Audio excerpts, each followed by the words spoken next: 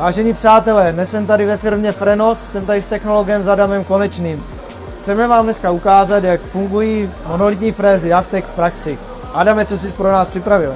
Budeme frézovat slitinu hliníku 5083, nástroj Haas VF2 s přidavnou 4. a 5. osou.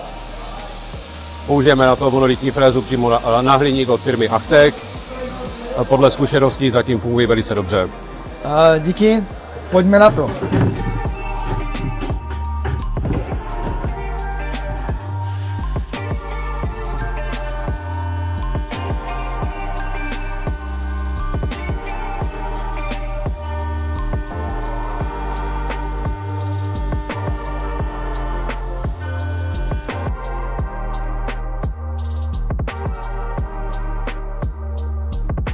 Dneska jsme měli příležitost ve firmě Frenos ukázat vám naše monolitní frézy Achtec.